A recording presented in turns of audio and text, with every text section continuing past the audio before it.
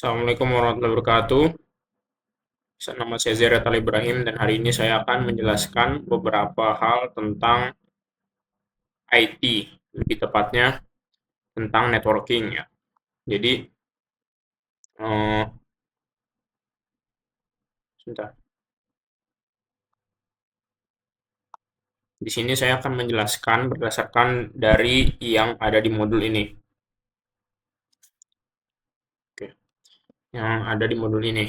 Jadi, ini adalah modul dari salah satu anak SMK yang ada di IDN.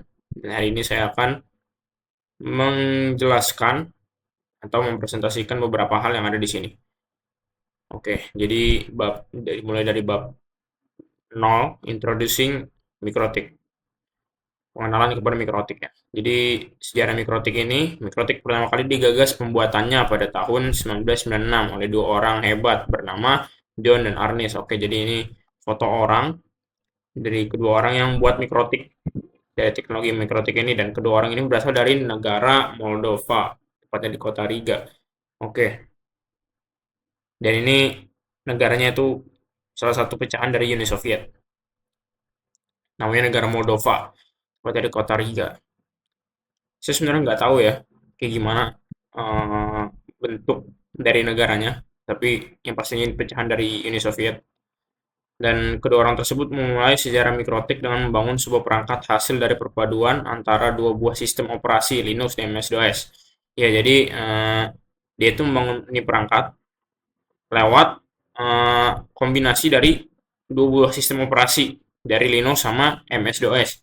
Dan juga ada teknologi wireless LAN atau local area network atau WLAN Aeronet ya, yang memiliki kecepatan 2 Mbps. Tuh.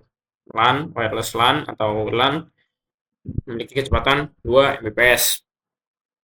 Misi besar kedua orang tersebut mulai menemui titik terang setelah ada 5 konsumen di Latvia. Oke, misi dari kedua orang ini ya, itu mulai mulai sukses tuh pas ada 5 konsumen di Latvia. Misinya itu membuat sistem operasi untuk router, bukan hanya membuat wireless ISF, ISP atau WISP seperti yang telah mereka lakukan pada awal sejarah mikrotik. Oke, jadi dua orang ini itu yang buat mikrotik yang di yang merupakan perpaduan dari dua sistem operasi antara Linux dan MS-DOS, DOS ya, dan mulai mulai naik kedua orang ini tuh pas ada 5 konsumen dari Latvia. Lambat laun mimpi mereka terwujud dengan dibantu beberapa staf berjumlah 5 sampai 19 orang. Oke, jadi mereka mulai berkembang, terus nanti ada stafnya nih 5 sampai 15 orang.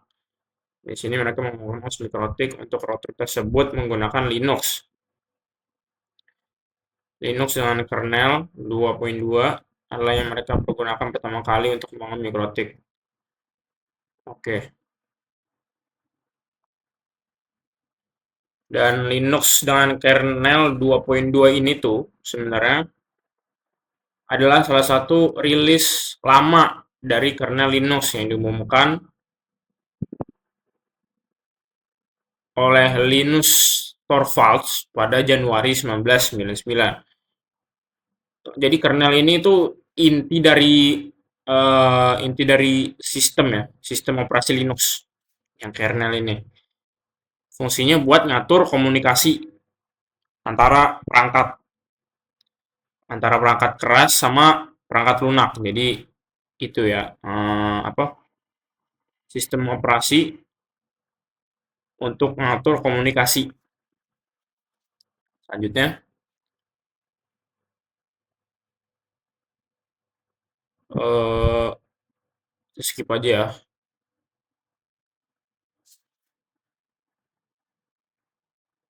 Dan hingga ini Growth terus berkembang, keluarannya bla bla bla ya. di www.mikrotik.com.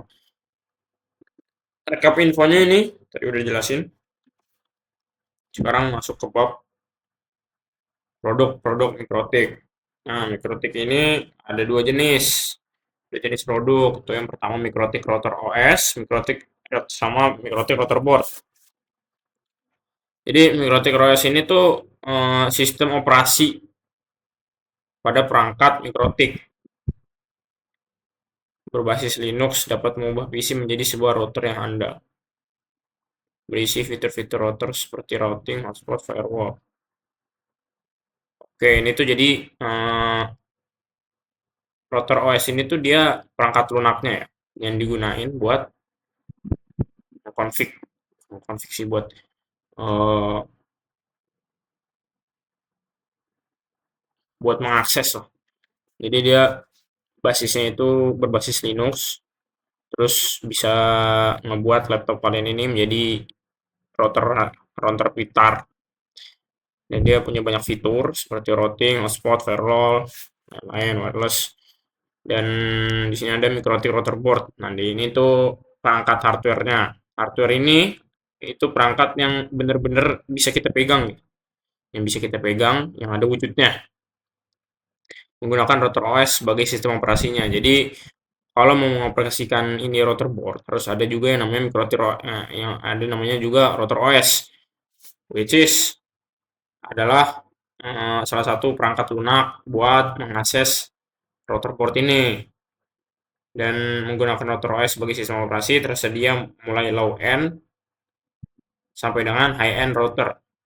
Oke, jadi yang di sini nih bagian low end sama high end router ini, low end router tuh biasanya dipakai di rumah sama kantor-kantor kecil, ya, SOHO atau bilang SOHO, small office atau home office. Dan beberapa keuntungannya tuh kalau yang low end router ini tuh dia harganya murah, terus performanya cukup buat kebutuhan standar kayak browsing, streaming, gaming juga bisa. Terus kapasitasnya itu biasanya cuma bisa sampai belasan perangkat doang, ya, buat belasan perangkat doang. Fiturnya itu ada WiFi, NAT, DHCP, kadang ada basic juga, kadang ada basic firewall atau juga namanya parental control. Parental control ini kayak orang tua yang mengontrol gadget anaknya itu, atau juga bisa apa ya, memantau keadaan gadget yang digunakan oleh pengguna pengguna lain. Terus contohnya dari produk ini tuh kayak TP-Link, Archer, dan lain-lain. Terus yang high-end router nih ya, high-end router nih itu buat perusahaan besar, untuk bisnis-bisnis besar biasanya. Dia tuh data center, dan buat pengguna yang butuh performa yang lebih tinggi, tapi harganya ini tuh dia mahal, sampai ratusan ribu, sampai jutaan paling, bahkan bahkan puluhan juta. Terus performanya itu dari segi performa pastinya lebih kuat ya, ada harga, ada kualitas. Prosesornya tuh lebih kuat, RAM-nya lebih gede, terus throughputnya tinggi, terus bisa handle ratusan hingga ribuan koneksi sekaligus. Kapasitasnya itu bisa dipakai untuk ya tadi puluhan sampai ribuan. Fiturnya tuh lengkap dia. Ada QoS. QoS tuh kayak quality of service. Jadi kualitas pengerjaan itu ada di situ. Terus load balancing, VPN ada juga. Terus ada advanced firewall, ya, firewall juga ada. VPN ini kalau kalian nggak tahu itu sistem buat virtual private network. Itu buat menjelajah tapi tanpa dilihat oleh provider. Contohnya itu ada Mikrotik, CCR series, Cisco, terus Juniper, gitu-gitulah. Intinya tuh low end murah, high end mahal.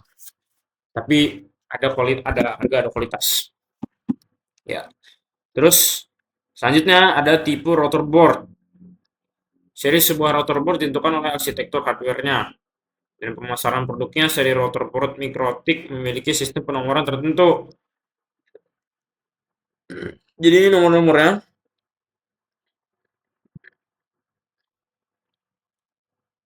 Dan ya, dan segitu aja paling saya bakal bahas ini di video selanjutnya. Assalamualaikum warahmatullahi wabarakatuh.